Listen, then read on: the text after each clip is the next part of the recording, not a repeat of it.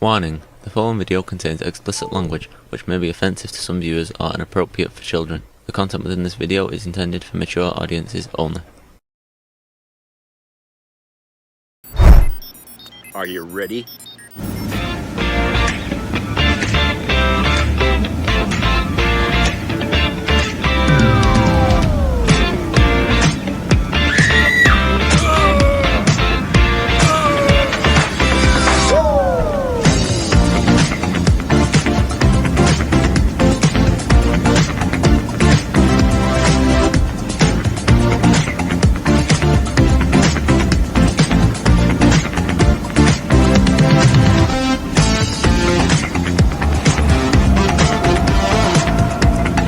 It's Jeff.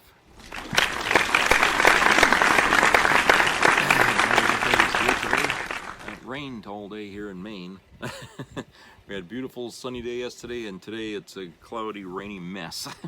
Should see the worms out there though. Jesus Christ, all kinds of fucking worms.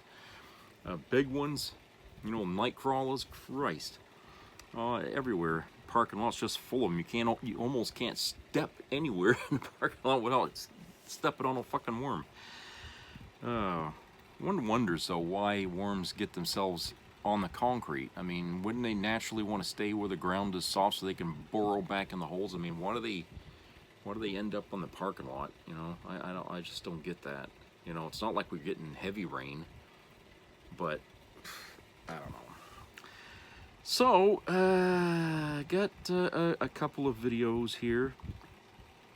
I got this one here from the Bituation Room, one that I don't often grab from, but she's talking about an issue that I saw last night, because it had recently happened where a judge had was arrested by the FBI, and it's an interesting development here. So why don't we just jump right into that video here, and then we'll talk about on the other side. So let's go to that. Massive breaking news. A Milwaukee County judge was arrested by Kash Patel's FBI. And she was arrested by Kash Patel's FBI because, according to them, she helped one of the people that she was adjudicating over, that allegedly she helped them. Well, that's not actually what happened. Instead, it looks like she was protecting the integrity of her Milwaukee County court, and that ICE has been trying and has run roughshod over this court and arrested people, not arrested, because arrest sort of implies that there's going to be some sort of due process. No, is disappearing people without papers, undocumented people who are appearing in court to actually see due process, whether or not it's around immigration, but it's specifically around misdemeanors and any kind of charges. ICE has shown up and is disappearing them. And so this judge was like, yeah, you're not going to do that. Okay. And she was arrested over it. So that's what happened. Let's go into the exact details, because it's really important. This is going to get laundered a million different ways from Wednesday, and it already has. But let's just look at the details of what happened. Who is this man that allegedly this judge helped out, right? What was the help that she provided? So, and by the way, before we jump into this article, Kash Patel, who has since deleted the tweet, but head of the FBI, tweeted just now, the FBI arrested Judge Hannah Dugan out of Milwaukee, Wisconsin, on charges of obstruction after evidence of Judge Dugan obstructing an immigration arrest operation last week. We believe Judge Dugan intentionally misdirected federal agents away from the subject to be arrested in her courthouse, Eduardo Flores Ruiz, allowing the subject, an illegal alien, to evade arrest. Thankfully, our agents chased down the perp on foot, and he's been in custody since. But the judge's obstruction created increased danger to the public. We will have more to share soon. Excellent work, FBI Milwaukee.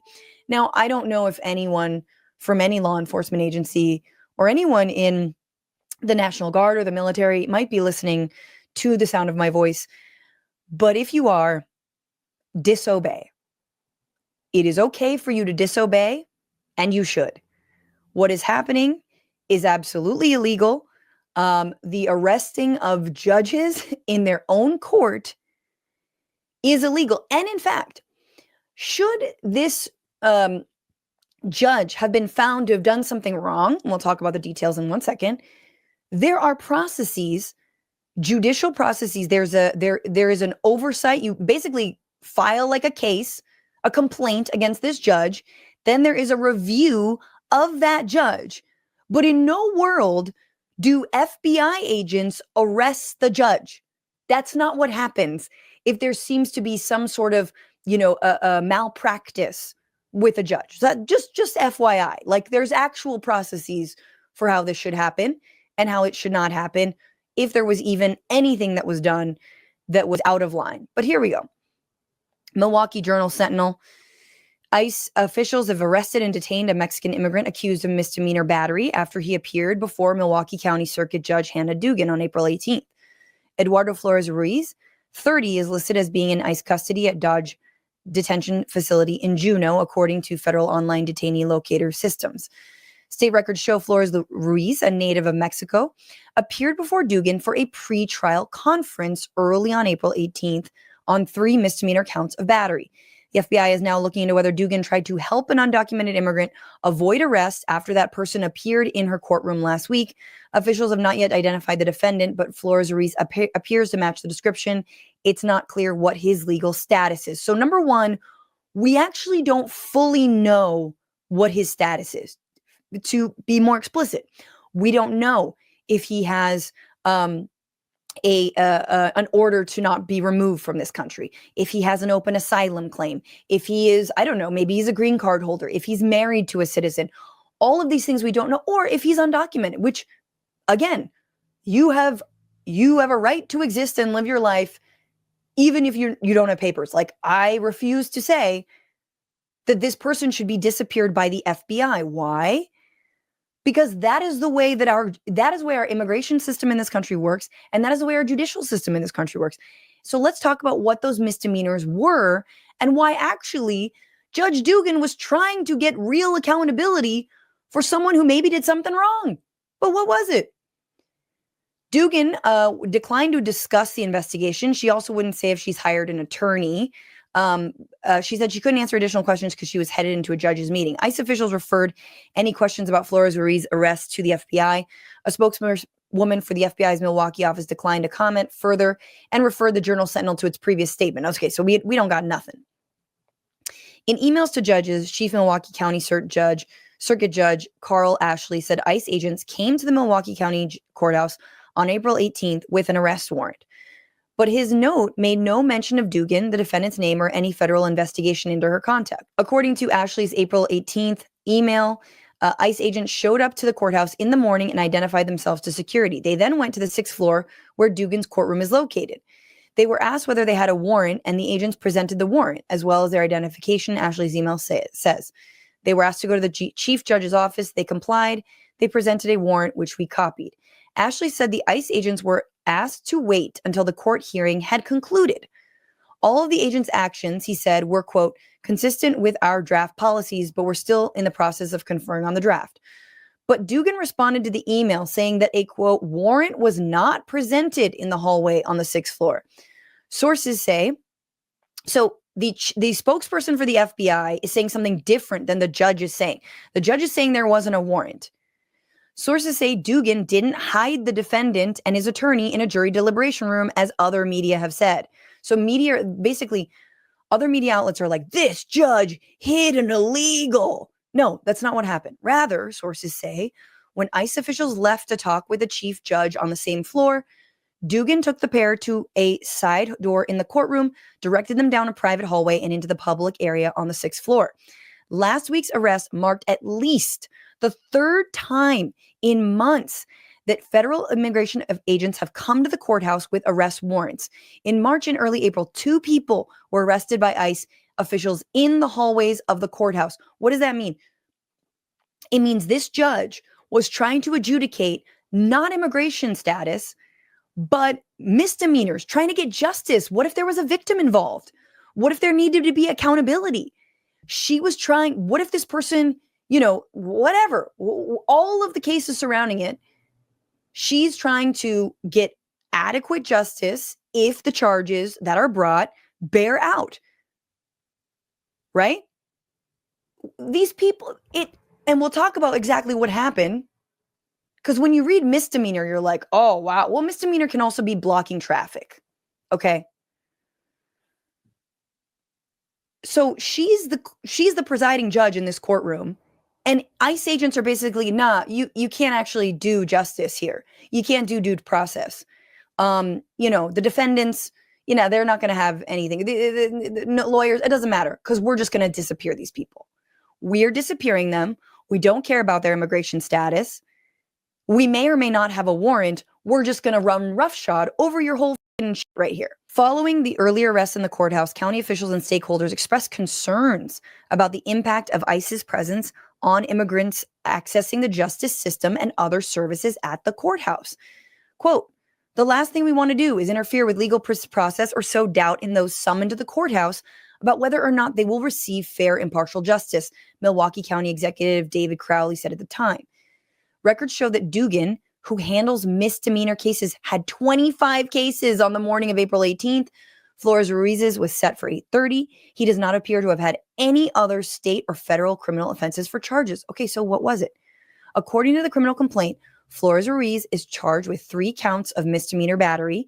The charges included modifiers for domestic violence that could subject him to additional punishment if he's convicted.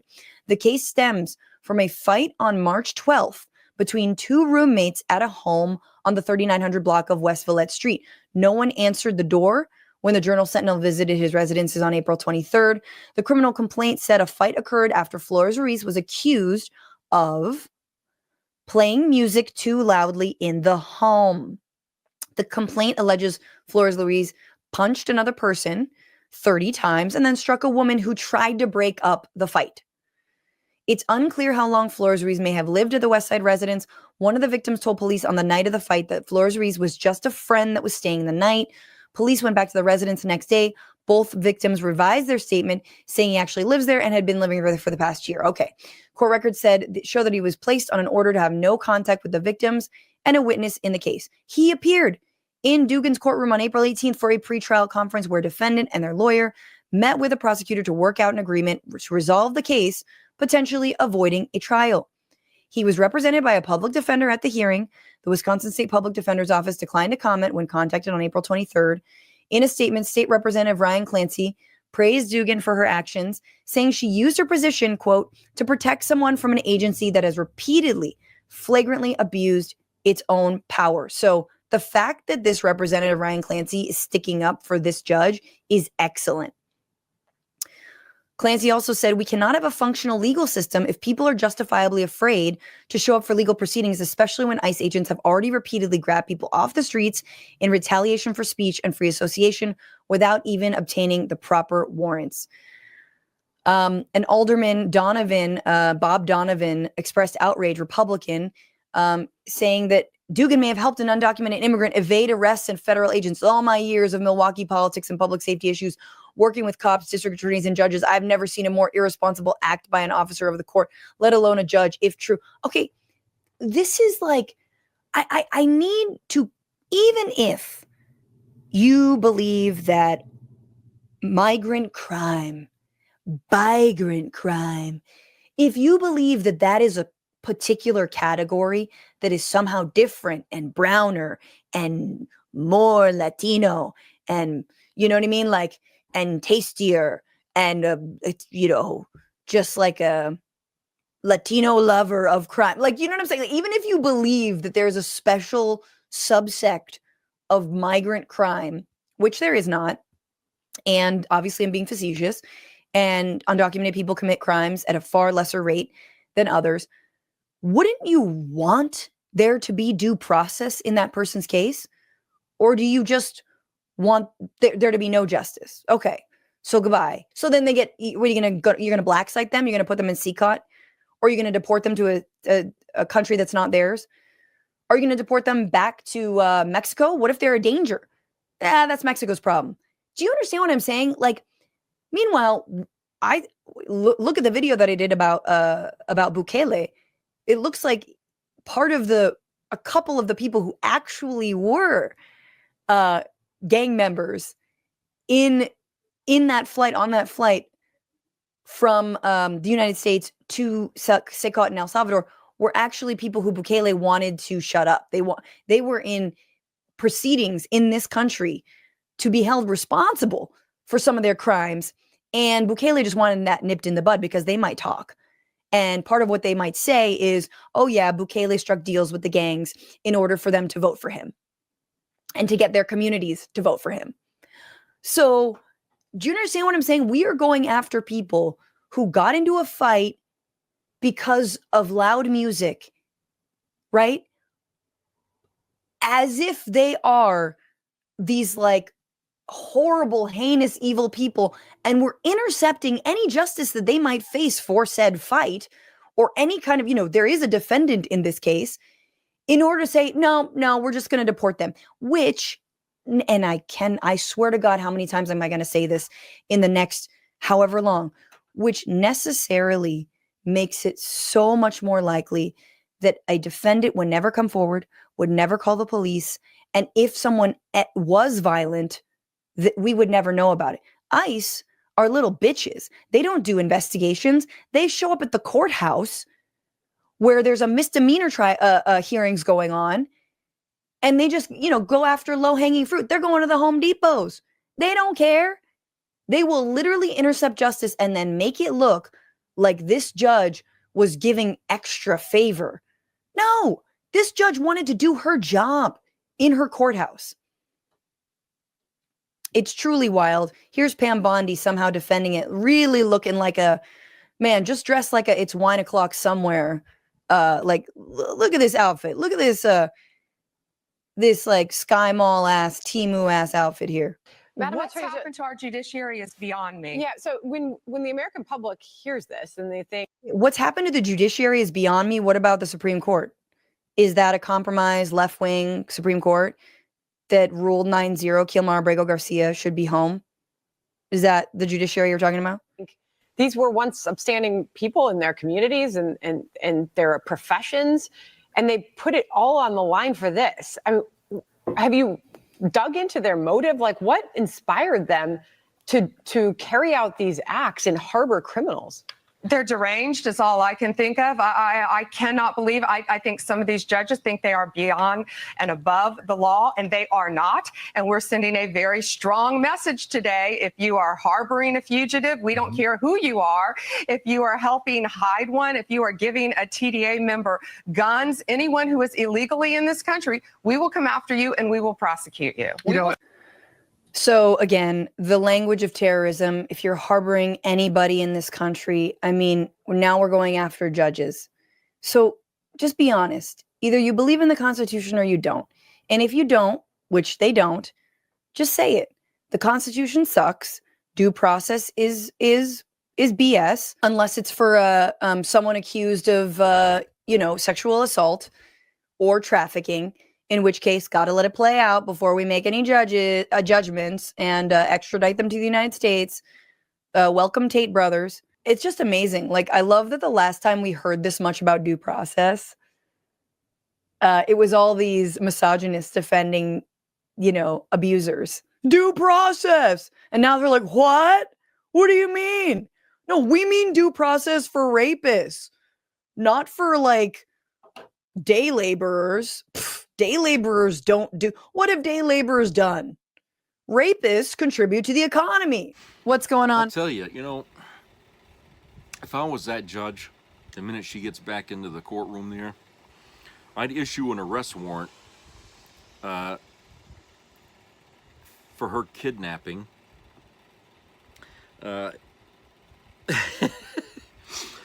Especially for Kash Patel there, who got this going here. I mean, or at least get the state attorney general of Wisconsin to issue an arrest warrant for Kash Patel for his abuse of power and the interference of the state justice system. I mean, there's got to be grounds there for that. You know what I'm saying? I mean, this reason that Sham Bondi gave doesn't really hold water in the court system. It really doesn't. She has no fucking, how can I say it, any justification that she can hand over. And the reason that they went after the judge is very vague. Okay, she was only working within the confines of the law, and for some reason, you know, that stepped on the toes of people in the Trump administration. It's like, well, when you got an organization who's not working in the confines of the law and an organization that does, you're going to have a clash. At one point or another, there's going to be fucking heads clashing. And that's what this is, okay? So, you know, hoping that one day Bondi will stand accused in her own Nuremberg trial, okay, for crossing over ethical lines here to arrest a judge she didn't agree with, okay, and accused her of standing in the way of Trump doing his illegal acts of deporting people without fucking due process, okay. You know, who do you think is in the right here? Trump certainly hasn't been, and it's not like he's going to all of a sudden change because a judge somewhere thought working within the law, which she's taught and trained to do, has now become a hindrance for the White House. The White House doesn't want to deal with that, okay? Their fix on the immigration issue is to simply just round people up who look like criminals, who, you know, sound like criminals, okay, and just get rid of them and screw the due process because it just takes too fucking long. Okay, that's not the way you handle or take care of issues, you know, by simply taking big drastic steps one way or the other to get rid of a problem. Okay, which really, you know, if you think about it, really wasn't a problem, because it was already mentioned last year, I don't know how many times, that illegal immigrants do fewer crimes in this country than the vast majority of Americans who do. Okay, we got more problems in this country with gun owners than the illegal immigrants would ever have brought into this country. Okay, yeah, sure, there's some. I'm not saying there's none. There's some, but certainly not on the scale of, you know, regular citizens in this country committing crimes there, you know. So, you know, our judges being bullied here by the Trump administration to sign warrants for arrests without any probable cause or any evidence. Well, if this one judge is being arrested is any indication, I guess the answer is yes. Okay. Because apparently you got Bondi over there hovering over the entire legal system here in this country, but she's not there doing it to protect it. She's doing there to step on it if they do something that she doesn't like, okay, or that goes against Trump's instructions. Whatever. Okay, so yes, the judges, and I don't know about the Supreme Court judges, but I would imagine, you know, hey, they would be easy game too, I suppose. I mean, but the judges are being bullied. Okay. It's like the doctors who can't do abortions because their state law prevents them from doing that. It's the same kind of thing, isn't it? You know, and look who suffers as a result. In both cases, it's the people. We're the victims. And when they get rid of all the people that they don't like, who's going to be left in this country? Just the wealthy, okay? Just the rich, those who can fight the system, you know. But for the rest of us, we don't have the means to be able to stand up against an oligarchy that's running our country, because apparently, you know, the oligarchy has had enough of Americans, and they don't want Americans having any more rights, any more fucking say about what's going to happen in this country. They're sick of it. They've said enough is enough. We're taking over. We're running this country the way we see fit. We got one of our own in the White House, and he's going to do what we want him to do. Okay? And at the same time, we got other leaders in other countries who are going to use Trump for their own goods, to, minimize America's standing in the world, so that way they can do things that they normally wouldn't have been able to do years ago, because now the United States is not going to be a force to be reckoned with. It's going to be a capitulator to dictators, and that's what Trump has done so far. He talks about, we're having a trade war with China. China's laughing. They're not talking to Trump. They're not talking to him. They're not making any deals with him. And Trump is playing all by himself. He's playing this 4D chess all alone, because nobody's coming to the game to play with him. All right? So he's out there sitting all by himself, making up stories that, Xi is talking to me, we're making big deals, things are getting done. Really? Because, the media over there in China is saying, what the hell is Trump talking about? Xi hasn't talked to him in fucking months. He's not working with him on a goddamn thing. So, like I said, the mental instability of Trump is astounding, because with the habits that he had before he got old and started losing his mind, now he's got the age and the fact that his mind is falling apart to go along with the habits, which get exacerbated under that condition, that mental condition. And now he's just a liar. Nothing he says you should ever put money on. Nothing. You'd be safer off, buying stock in Tesla right now than you would be putting betting on Trump. Okay. I just feel like it's ridiculous that, we have an organization, ICE, which is breaking the law, okay, by rounding up people, kidnapping them, okay, and this should not be called deportations at this point. People are right. This is a kidnapping.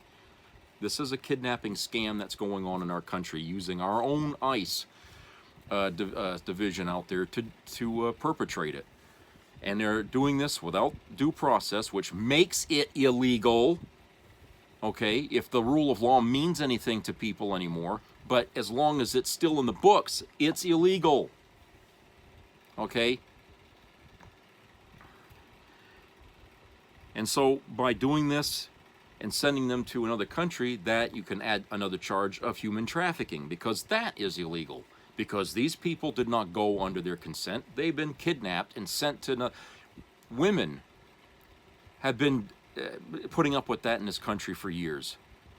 Getting picked up, disappeared, and nobody knows where the hell they are until, years later they find out they were in another country, overseas somewhere, selling themselves for a pimp. Okay? Human trafficking. That's what's going on here. No, except it ain't about sex. It's just about getting rid of people our president doesn't like, and sending them into a slave labor camp in El Salvador. Okay, that's what's going on here. Human trafficking as a result of kidnapping and breaking the law. This is not the way America is supposed to work, and anyone who thinks otherwise is out of their goddamn mind. Okay, I'm sorry. I just will never agree with anyone in MAGA who still thinks Trump is doing the right thing. You people are nuts. That's all there is to say about that. Let's go to a commercial break. We'll be right back.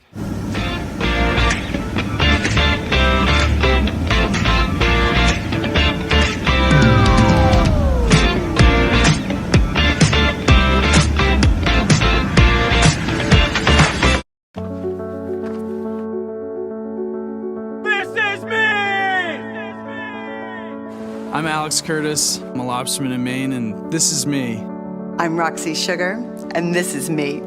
I'm Eric Hopkins. I'm an artist, and this is me.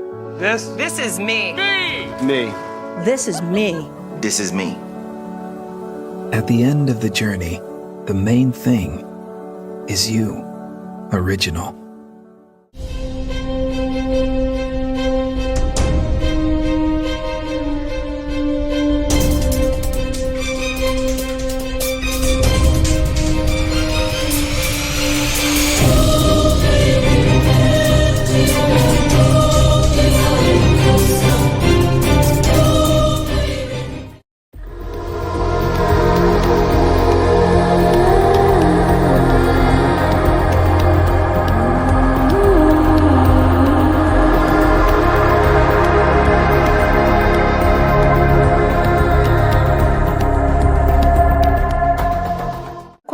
get all the time is the United States worth leaving? I've lived abroad in 4 different countries for the last 10 years, and I would say I have a pretty good sample size at this point. And you can go to my blog, wanderonwards.co, for more specific examples. So let's start with the big 3: gun control, healthcare, and access to this. Keeping in mind that no country is perfect, these have been relatively non-issues for me here in Western Europe. And that's when my second life began. We have strict regulations and access to services when we need them. Another reason I'm so happy here is because of the reduced cost of living in comparison to my home. In Berlin, you can get by on a budget of 2,500 euro, whereas in America, I wouldn't be comfortable making less than 6 figures in my hometown of Los Angeles. Yes, there's a cost of living crisis everywhere, but in the US, we don't have social programs or communities to help us. So we could lose everything if we lose our job or our healthcare. So coming back to the question of, is leaving America worth it? My answer, 10 out of 10 times, yes.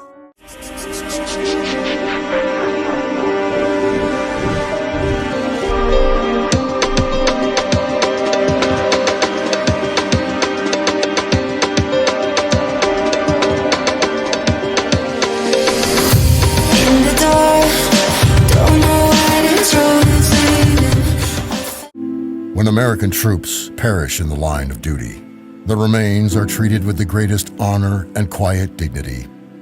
They are placed aboard special Air Force transport planes and returned to their home soil and into the grieving arms of their loved ones.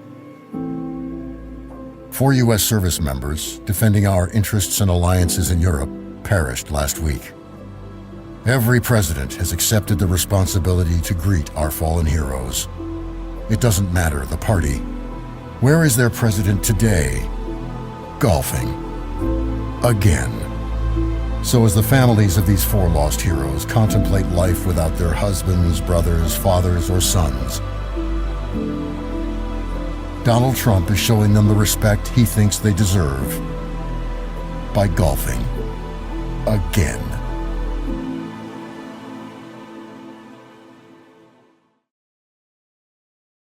Never mix salt with these 2 ingredients if you don't want your hose to be rock hard tonight. Every time you see an older man with a young woman, you can bet he's using the salt trick. In fact, I've been left unable to walk for more than 4 days because of it. This talk about women only wanting money is just an excuse from guys who can't perform in bed. What women really care about is whether a man can heat things up in the bedroom and keep everything working. Having worked in the adult industry for many years, I discovered this after watching a video by Emily, a friend and former adult film star. In the video, Emily reveals that every man has a little hidden button on his body. When activated, it can make even 80-year-old men stand tall and be ready to handle any young woman for 2 straight hours. Dr. Jack Jordan scientifically proved this, and the method works so well that it makes your body stay rock solid whenever you want. All you need is the salt recipe in the morning with a bit of warm water. It takes less than 15 seconds. Fun fact, this recipe was banned for over 40 years because it threatened the sales of the famous little blue pill in pharmacies. After the video about salt featuring the ex-actress went viral, I can now share it here. Just click the link in the description or the pinned comment to access everything you need to make this recipe. Watch the video alone because it includes some very steamy practical demonstrations. Jack shows exactly how to do it and the results it delivers instantly. Everything you can imagine happens right in front of the cameras with nothing censored. So grab your headphones, click the link below, and get ready for content so hot it might even make you want to join in yourself. Be a part of the entertainment value of a lifetime.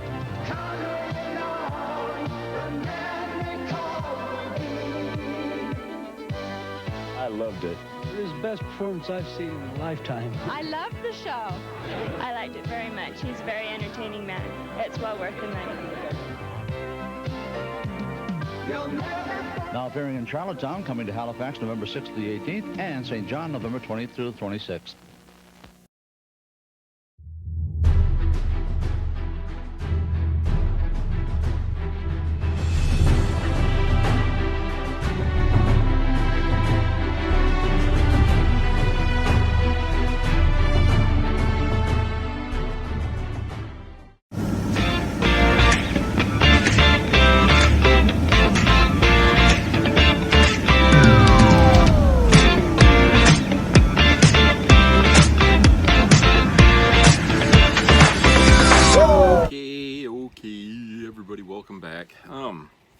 So I got this other video here. I split it into like two parts to make it short enough so that way it didn't take so long. But it's from Homestead Journey. And this young girl here has got a video that's in one part talks about how the cost of living in this country is ridiculously high, and how wages are not going up and making people have to choose uncomfortably about things. And then the other part of it is about the food that people are being forced to choose, which isn't always the best, so that way they can buy food as opposed to other brands which have less chemicals and ingredients in them to, you know, which, you know, for a long time people said, you know, a lot of the stuff you buy has lots and lots of fucking additives in it that shouldn't be in there in the first place. So let's go to that video here. We'll discuss that on the other side. This is what I'm struggling with in America right now in my 20s.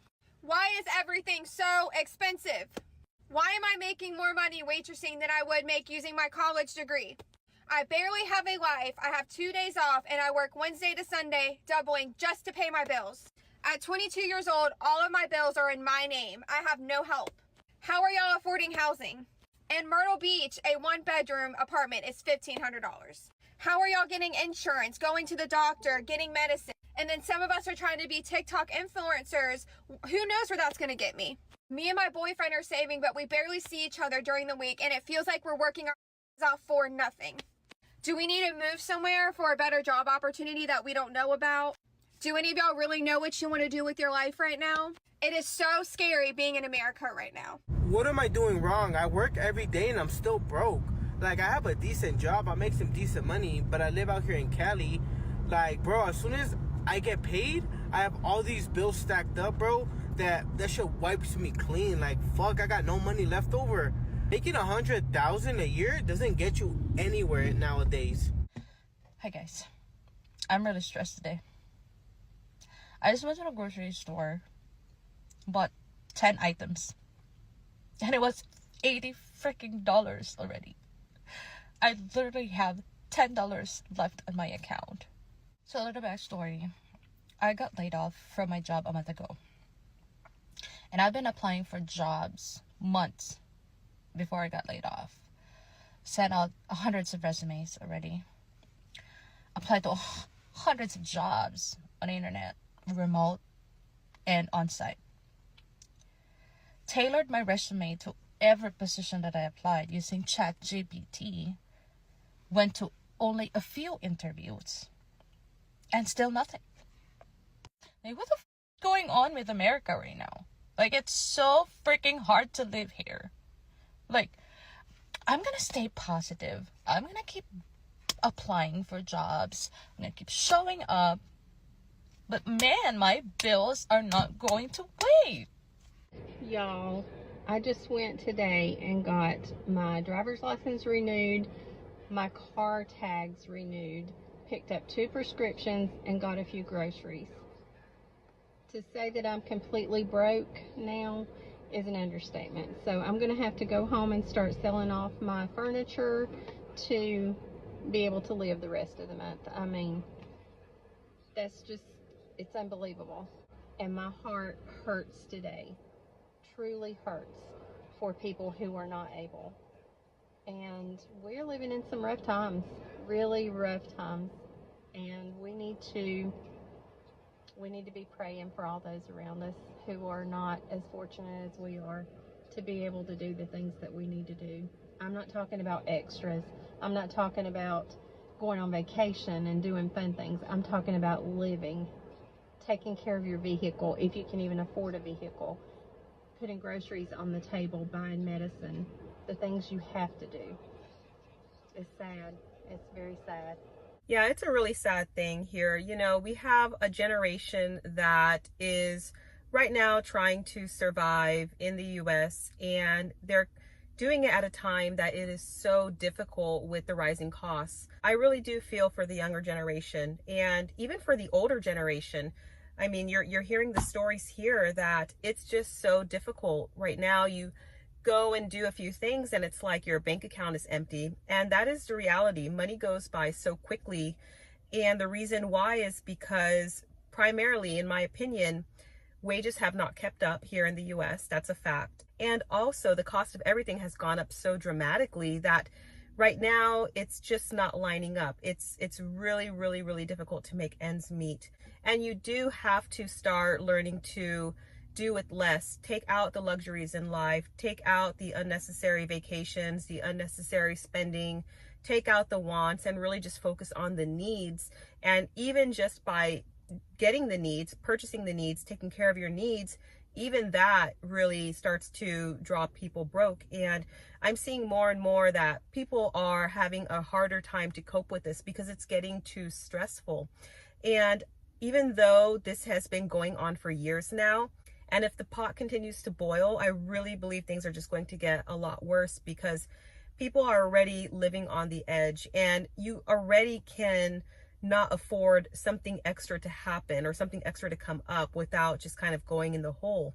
So that's why I've been a proponent of just living as minimally as possible for years now, being as debt-free as possible and living frugally, because look at where we are today. Look at what's going on in the world. Bro, the cost of living is insane right now. Like, what are we doing? I swear before COVID in my area, $20 an hour was like, you balling, you good. Now, people that making $20 an hour, I'm like, man, how are they surviving? Like, this is insane. Fast food places are paying $20 an hour now. So $20 an hour is the new $10 an hour. Obviously, all of this is relative to where you live. So my $20 an hour where I live in Northern Virginia, maybe your $16 an hour, or maybe your $30 an hour. It all really depends on where you live. Like, I can't be the only one that sees this stuff. Like, I can't be the only one that understands what's going on. And it honestly worries me that there's some people out there that make less than that. Like, think about the people out there that's making minimum wage. Like, probably have to work 2 or 3 jobs just to make up for, you know, a livable income. It's insane. I'm just mad. I'm just mad anymore. There's no reason for me to be like, yay, America, like, we're so great, we're so free, we're so powerful. I'm starving. I have to go without so that my kid can maybe have Pop-Tarts once a month. Shouldn't be that way. We shouldn't have to go like, let's see, we haven't had meat in a long time, because guess what? We can't afford it, okay? But yet we're the ones working every day to make this country go round and round. But we're not worth being able to have decent food or the amount of food that we need to have one of our family members go without. I'm done. I'm so done. It shouldn't be this way. And I know that it's not just this way for me. Living in America is freaking ridiculous right now. 2 to 3 grand on average. You need to make 2 to 3 times that. $9,000 a month. How many people with regular bachelor degrees are even making that? No one. Not a lot of people. No one wants to live with roommates. That's not the answer. Everybody deserves a safe and clean space. There's no reason why so many people should be roommating, or you can't even buy yourself your own house. This is horrible. And I completely agree. $20 an hour used to really feel like it went far, but recently it's not the same anymore. $20 an hour still sounds good, but then when you look at the cost of everything, that it doesn't really do much anymore. You need to have more money coming in. You need to have the extra income, whether there's someone else bringing in income, or you need to have a side hustle, another job. But it just really goes to show you that if you're not already looking at ways to downsize, ways to be more frugal, then I think it's just gonna, potentially hurt you in the long run, because prices are only going up. And yeah, hopefully there's going to be change in the country coming up, but in the meantime, you can immediately control what you're spending. And, so I really recommend that people start to work on that if you haven't already, because it's getting tough out there. It's getting tough, and we have to make those tough decisions. And choose to sacrifice a little bit more and have a little bit more financial preparedness. If you care about your health, these tariffs are an awful, awful thing for the U.S. And I'll tell you, I live between Italy and I live between the U.S. And through that, I've learned how different the food is between Italy, Europe, and America. These are two Fantas. This over here, Italian. This over here, American. They are both the orange Fanta. What's the difference? This is the color orange. This one has 12% real orange juice. If they isolate the U.S. even more than it is currently, we are not even going to have access to things like the Trader Joe's. This pasta is from Italy. There is one ingredient here. There are many different ingredients in the pasta that we get in the U.S. The stuff that we get that is imported has a few ingredients. All of the stuff in the U.S., if you look at chocolate or anything, the U.S. food is crap. Here is coffee. This is the Italian version. Did you know that the coffee that is in the U.S., they're allowed to have more mold in it? The standards in the U.S. are terrible. They allow a bunch of chemicals that they don't allow in Europe. And so we can do things like shop at Trader Joe's right now, get international food, and while it's a bit more expensive, it is not twice as much. And we know how much groceries are. So if we isolate ourselves, here's another example. This is Frutella. These are Italian gummies. Real fruit juice, real coloring, natural. I just saw an article that was saying Haribo manufactures in the U.S. as well. But did you know that if you buy Haribo gummies in the U.S., it's made with crap ingredients, lots of fake ingredients, whereas if you were to buy the same Haribo in Germany made for the Germans, it's actually has natural ingredients. So if we create the U.S. as an even more isolated island, we won't have even the opportunity to get food or even know that there's a difference. This is extremely dangerous. And the Kennedy RFK, that was the one hope that at least our food could improve.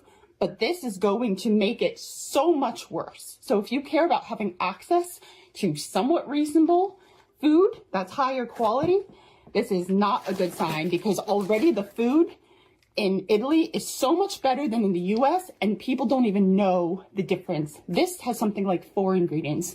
In the US, we're so used to seeing like 40 ingredients. This is very bad news for our health and our eating. This is very bad news. I go to college in the Netherlands, and every time I come back to the US, I have to see a nutritionist because my stomach is in shambles. So I want to talk about the 2 biggest differences I've noticed between the food in the Netherlands and the food in the US. Number 1 is not talked about enough. When you go to a grocery store in the US, you have like sugar-free yogurt, sugar-free candy. You have all of these substitutes that seem like the healthier option, but it's actually just extremely processed and hard for your stomach to digest. And no wonder you can't find these alternatives in Europe. Number 2, the supermarkets in the US have so many options. If you go to a cereal aisle in the US, you're gonna have like 40 different cereals to choose from. And when you go to the cereal aisle in Europe, you have like 5 different cereals because half of the ingredients that are in the cereals in the US are just banned. Well, I certainly pay attention to the ingredient label when I'm purchasing items, and it is absolutely true, everything that she's saying, and I really appreciate what she is sharing with everybody, because you can tell she cares. And it's true. It's absolutely true. The ingredient list here of almost everything in America has so many different items, things you can't pronounce, things that shouldn't even be in the food, things that you wouldn't even want to eat if you really knew what it was. And like she had mentioned, you know, there is the hope with RFK Jr. that certain things are going to be banned, like food dyes and other additives that are not even allowed in other countries like Europe. But as she mentioned, it is interesting that if a lot of these imports are not going to be available to us, or maybe they're going to be at a much higher cost, Americans are going to be looking at cheaper options. And a lot of times the cheaper options have a lot of these chemicals and all kinds of stuff in it. Now, if you need to eat, you're going to eat, right? You're going to get items from the dollar store. You're going to go to a food bank. You're going to get whatever it is that you can afford, because at the end of the day, when you need to eat, you need to eat. But it does make it more difficult if you want to have a little bit better of options. So realistically, I think getting back to basics, you know, finding basic meals that you can make yourself out of basic ingredients like rice, beans, even pasta. You can find pasta with just a couple ingredients in it. When I go and look at pasta, they don't all have a bunch of different chemical additives in there. So you can still get basic pasta for very cheap. But you want to get back to basics, especially if you're concerned about having a lot of these chemicals in your diet. So it just really brings awareness that, you know, the tariffs are going to be affecting all of us in a lot of different ways. So not just our pocketbooks, but potentially even health-wise, depending if you do source out some of these more healthy options. I don't go shopping at Trader Joe's or Whole Foods or Sprouts or any of these other healthy stores very often, because it already is expensive enough as it is. I do like them very much, but because of the price point of a lot of items, I'm usually going to stores that are going to be cheaper. However, this is going to probably even increase all the more so with the tariffs that are being enacted. So those are just my thoughts, but let me know what you think. This is why they call it the American dream, says George Carlin, because you have to be asleep to believe it. Yeah, that's a lot of truth to that. I mean, I can't even think of a time when, you know, when the American dream, at least in my lifetime, was ever something that could be attained. Because it seems like in my 53 years on this earth, in this country, that, you know, American dream has been slowly being pulled away from us as time went on. And it seems like now, even after those people in my generation who went to college, got an education, had a job, now these people are suffering too. They did all those right things to try to get the American dream, but for a lot of these people, it just never came to fruition, and they just, you know, I don't know what to say. I mean, each person, their story is different, okay? No one's the same. But the problems that exist that keep people from making it easy to get, you know, what they want in life is universal, okay? It affects us all. It's just, you know, each one of us is in a different place in life, and, you know, how these things happen, it creates a different result, okay? And a lot of the hurdles that are there aren't necessarily needed to be there, okay? So, but I can certainly see why a lot of people today are not interested in having kids, okay? You know, because look, when people get together, get married, have kids, they want the best things for their kids. Well, now there's no guarantee that could happen now. I mean, a lot of people are seeing the young folks in their 20s, okay, living in their cars, still living at home with the parents, getting jobs, 2 jobs, 3 jobs, 4 jobs, and still can't seem to get out from under their parents' home. They can't afford a rent. They can't really afford a new car. And so these are people in their 20s who went to college, and now they're struggling to pay the bill off for that. And Trump's not interested in making a forgiveness, the loan forgiveness thing or anything like that. In fact, he's out there trying to get people to pay their debts, to get the college people to pay their debts. In other words, you know, we're not giving you any breaks. You got the loan, okay? The bank's fucked you over, so what? You're still gonna pay the fucking loan, okay? It's like, whose side are you on anyway, Trump? I mean, it's a rhetorical question, of course, but it makes you wonder. I mean, your president's supposed to be on the side of the people when the banks are out there fucking everybody over, and you can't even get the president on your side, you know, like the way Joe Biden was trying to be. How do you think that makes everybody in this country feel? Like there's no hope, right? That there's nothing out there to help us. We can't even depend on the country we live in to be able to help us. It's like saying, well, if your house catches fire, don't call the fire department. We're not going to come put it out. Fuck you. But you're going to pay the taxes so that way we still exist. You know, this is what you're getting now for a government. We want all the fucking money, but we're not giving you a goddamn thing in return for it, okay? We're not going to help you when times are bad. We don't, FEMA, forget FEMA. That don't exist anymore, okay? Let the states deal with their own problems, okay? And, you know, my question is, well, we pay taxes to FEMA. So if FEMA's not going to work for us anymore because you say so, then where is that money going and who's going to pick it up? So if there's no FEMA, nobody should be paying any more in their taxes or is paying the same, right? So if we're going to be fair about it, Trump, let's do that. All these things you're cutting, you might as well cut the taxes, okay? So that way we don't have to pay it. But of course, we know who's not going to pay that. It's going to be the rich, right? We're the ones actually going to pay more in the end because we're going to be paying more that the rich won't be paying. So they get a free break. And we support the rich. We pick up their tab. It's like when they eat out, we pay the bill. Whenever we see a rich person in a restaurant eating, we pick up the tab. Because hey, they don't want to pay it. They want life to be just free to them. Okay? They should be able to go into a Walmart and walk out whatever the hell they want. Okay? And not pay for it. That's what they are. You want to talk about people taking handouts? They're not just taking handouts from the government, they're taking handouts from us. We're giving and we don't even know it. We're giving them money. Every fucking year, these people are not paying their fucking taxes. We are, and they bitch for the little bit that they do have to pay, and they still don't want to pay taxes. You know, and it's like, you know, what the hell do these people want? Okay? They want a free ride in this country because, why? Because they're rich. And they don't think they should spend any of their wealth on anything. It's like, well, what good is having gold in the treasury if you're not going to use it for anything?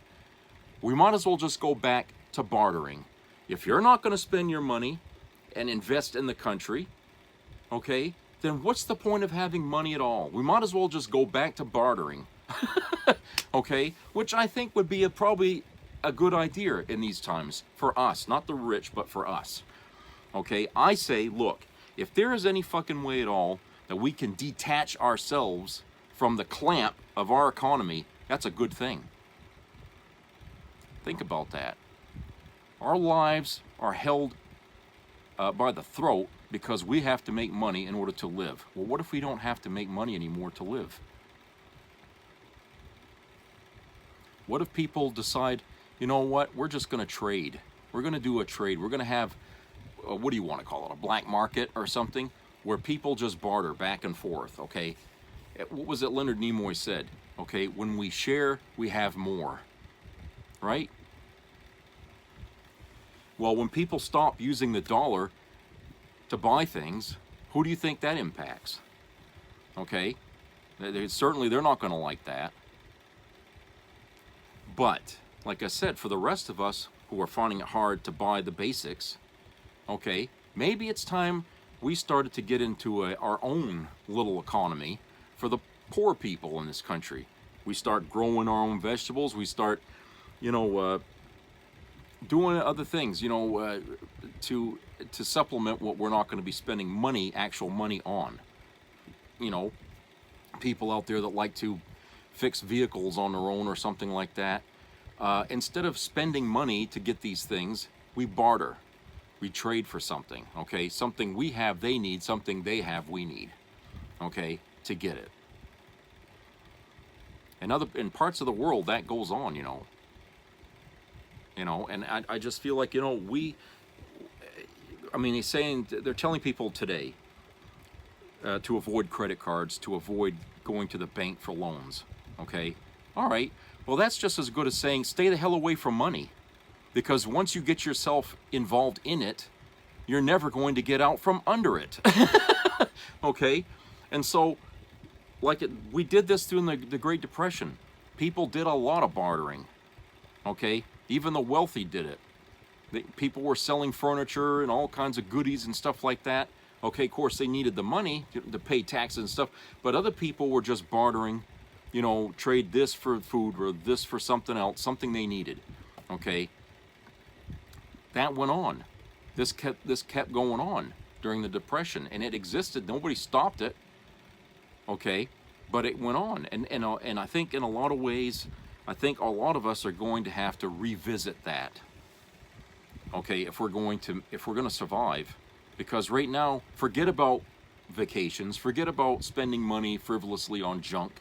Okay, screw Target, screw Walmart, screw the fucking malls, screw all that shit. Okay, they're only in there for the money. We have to barter to survive. That means if your neighbor across the road is growing a garden and they got some vegetables, you say, look, I'd like to have, you know, some vegetables. We can trade. Maybe I can give you something that you need, you know, for some vegetables, you know. That's why I keep saying at the end of the videos, be a community, be neighborly, you know, hold each other together. We need to come together as a community in order to survive, because we can't depend on the government to be there for us anymore. Not with that guy sitting in the White House. That's not going to happen. Okay, we're all in this on our own now. So we have to create our own little pocket governments within our societies in order to survive. We cannot depend on the government. Okay? I mean, people are not being served by the economy that's been created. We, in fact, are serving the economy. You see what I'm saying? Where the economy was created to benefit us, now we're busting our ass for that economy and we're getting nothing in return but headaches.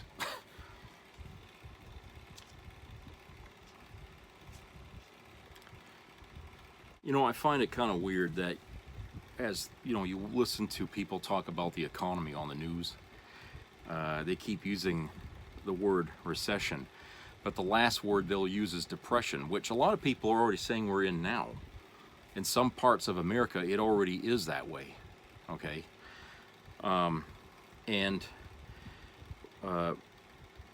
if it's already happening in certain spots in America, then, you know, what's the difference? A recession or depression, it's still the same thing. People are just stagnant right now, and the markets can't be trusted.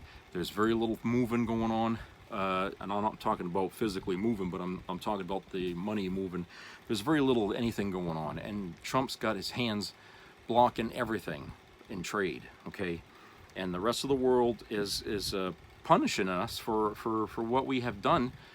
By putting that jackass in the White House, and they don't like him. Nobody does. He went over to the funeral for the Pope here. He shows up wearing a blue suit while everyone else is wearing black. And people are like, no one wants to shake his hand, and people aren't really happy to see him. There was actually, it was said that some people were kind of like wondering, why is he here or something like that. Nobody likes him, okay? And it's like, why is the devil here at the fucking funeral for? You know what I'm saying? I mean, why don't they just say it? Because he's probably, next to Putin, probably the second most hated person in the world right now. And because of that, he pushes away trade in this country. And at the same time, if he even opened the door to trade again, no one would want to trade with us now. Not while he's still in the White House. So he stained the country's image big time, and it's going to take a lot of Ajax there to clean that off. And we're in a depression, and people should not be flocking to the banks for money or help at all from them. Okay, that's the worst thing to do, because they're going to hit you with fucking interest that you cannot afford. Okay, you cannot afford it. So you got credit cards, pay them off. Just pay them off and shut them down. You don't need them, okay? If you need to use a card to buy stuff online, get a debit card. At least that's your money on that card and not the bank's money, okay? That's what I'm using. I use a debit card because a lot of things today, you would need to have it if you're going to purchase stuff online, like if you want to watch a streaming service like Paramount Plus or something like that, or if you want to buy stuff on eBay or whatever, okay, they will take debit cards, and the banks don't have to get involved in that. Okay, You just put your own money, whatever you have, you can put it in the debit card. Make sure it's secure, so that way nobody can theft off of it, you know, when your back is turned. Okay, just make sure it's a good card, and it, you know, and I would tell that to everybody today. Stay the hell away from the credit cards. I know you get them in the mail all the time. I do too. Okay, and every damn one of them goes right in the trash. I'm not gonna sign up for a goddamn credit card, and I'm all done, you know, going to banks for loans and all that now. Okay, I'm sick of it. So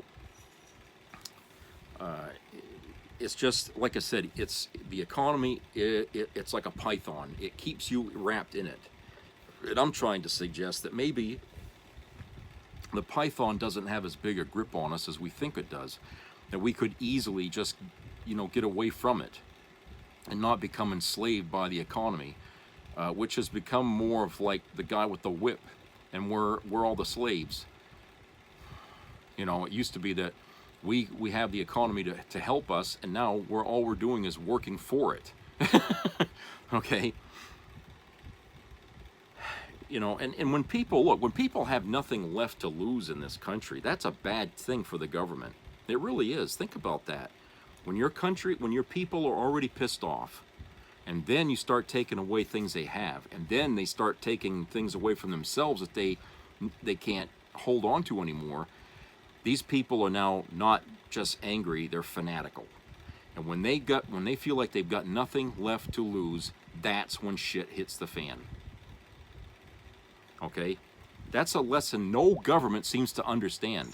Is you can abuse your citizens to a point, but when those citizens see that they have no out, that there's no way out, that they can't improve, that there's no opportunity left, they say fuck it. You know, it's either they put a gun to their head or they take somebody with them on the way out. Okay, that's the way people think. So if Trump wants to keep playing this little game with his sycophants around him doing the same, they're going to find out what human nature is all about. When it's survival of the fittest, we are up to the task, because we know how to take care of ourselves because we've been forced to, where the wealthy, you know, what do they got? It's just, you know, hey, we outnumber them. What, 50,000 to 1? Okay, we outnumber the wealthy in this country. They made it this way. They shouldn't have done that. Okay? If we were all on the same level, okay, they would never have to worry about it. But now, because there's so few wealthy and there's so many of us, okay, they shouldn't even feel safe stepping out of their homes. These companies, they haven't paid a COLA increase in 30 fucking years, okay? And the wages, they go up, what, 2 or 3% at a time. So the separation between, you know, what people can afford and what people are getting just continues to get wider. All right, it's the race to the bottom, you know, for the economy, leaving us in the fucking lurch. I mean, like I said, we're losing everything. All the things that we could have, it's being taken away from us, and with glee on top of that. These fucking people think it's great what's happening. Okay, as long as the wealthy keep getting their money, they're happy. So who cares about the rest of the country that's falling on their knees and they got nothing? Okay, who cares? And here's the other part of this conundrum. If you frequent social media like I do, okay, and you read comments, and comments are free to come around from all parts of the world, you're going to find that people in other countries are also facing the same goddamn problem. Okay, I read comments all the time from people like in England, Australia, Germany, a couple of countries in Africa, South America, and everybody has the same complaint. You know, it's much more expensive now to live. Okay, so when you talk about the wealthy getting richer, that's not just an American thing. That's happening all around the world. The wealthy around the world are taking advantage of its citizens. sucking us dry, so there's nothing left. Until every country starts to look like, you know, Nazi Germany, I guess, where you have the oligarchs putting their thumbs on the necks of all the people working for them, okay? A global slave trade thing, you know, with the wealthy receiving all the benefits. It seems like that's where we're headed, unless we stand up and stop it, okay? You know, and since our government doesn't care about the rule of law, why should we care about the rule of law? About breaking the law in order to stop what they're doing. They say if you're defending your country by through breaking the law to save it, okay, you're not breaking the law. You're saving your country because you don't hate the country, you're trying to fix it. Okay? They say, "Oh, love it or leave it." Okay? Well, we do love our country, but we're not going to leave it when it's failing. What we do is we try to fix it so we can love it again. That's what we do. That's what an American does. We don't abandon our country when it's wrong. Okay? We stick around and fix the goddamn thing so it's back the way it was. And right now our country needs us. Okay? But we have to want it back bad enough so we can get it back. Okay? If we don't really care, then, you know, hey, you might just as well leave. If you don't give two shits about the country, you might as well go. I know there's people that have already left the country. You know, and that's their choice. You know, everybody, like I said, everybody's got their own situation in life. I mean, they got kids or something, and, you know, things are too depressing for the kids' futures, and they figure life in another country would be better for them. So, you know, okay. But I'm saying for, you know, those of us who really are already at the bottom, as it were, and we don't have a whole lot left to lose, there's no reason in the world why you would say that we should just leave things as they are. No. Okay, it's incumbent on all of us as Americans to take part in the function of our government. And when the government, the people we put in our government are not working for us anymore, and they're working for themselves and their own little cabal to make the wealthy wealthier, then that's the line that they've crossed. That means we have to step in. The American people have to step in. Yeah, it's good. It'll get violent probably, you know, but when has it never been violent?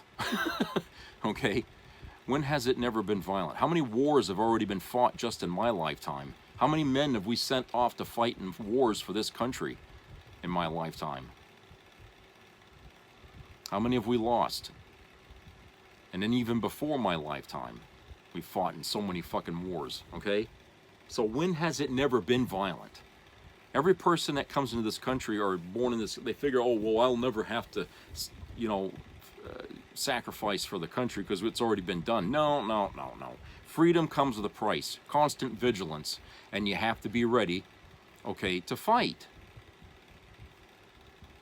However that has to be, you know. And, you know, I feel like people are really, you know, if you're really this upset with the way things are, and you're tired of being treated like a slave, okay, you know, now's the time to, you know, to change what is, to exercise your right to revolt, your right to protest, your right to do these things, to make it known we're not happy. And the more people do this and they see that you're doing it, encourages others to do it, the bigger the crowd gets, okay, the more threatening it starts to look. And when the government starts to feel like, oh shit, you know, maybe then, who knows, certain people in the government might start to say, well, maybe we shouldn't be doing this anymore. Maybe we will stop, okay? I don't know. Trump probably won't. Smokey, get down from the air. So we all, at some point, we're going to have to make a decision here, okay? I mean, I've already, it's not like such a big thing for me to think about because I already did put my nuts on the line in the military. Okay, so it's like, hey, you know what? I've already done it before. It's not such a big thing, okay? And besides, I mean, if you don't do it, your life's going to be miserable anyway. You know, so what's better? Fighting for a cause that, you know, could benefit later on down the road, or just stay home and watch yourself deteriorate and end up homeless and living the, you know, the worst life you could ever live in your golden years, right? That's not right. Okay? That's not right. So, I don't know. You know, it's just, it's angering. It's sad when you see these people, and like in the videos here, that are commenting on the struggles they have right now, because they're not getting enough money, and it feels like they can't earn enough to make. They're just living to earn money. That's it. You know, they got a bill, they got to pay it. That's their life. So when they die, what's going to be written on the tombstone? Okay, what's their legacy? We're going to have a whole generation of people that have no legacy because they couldn't afford to do anything special in their life. What the fuck is that? You know, the only thing that we have a legacy over is people who fought and died in a war. But for the rest of us, we are here fighting to survive, to make money so we can survive another day. And that's our legacy. Now, if you think like that's fine, then apparently humans are no better than machines. Okay? Humans are no better than fucking robots. I guess that's what we look at ourselves as, is we're just a cog in a wheel now. We don't do anything. Only the wealthy get to have legacies. All right, that's it for today. So I hope everybody has a great rest of the week. Subscribe, comment, and share. And keep your ears open for health-related issues. And again, you know, treat your neighbors nice. Work with them. Help each other out. And maybe, you know, we will get through it in some fashion. So I'll talk to you guys later. Take care, everybody.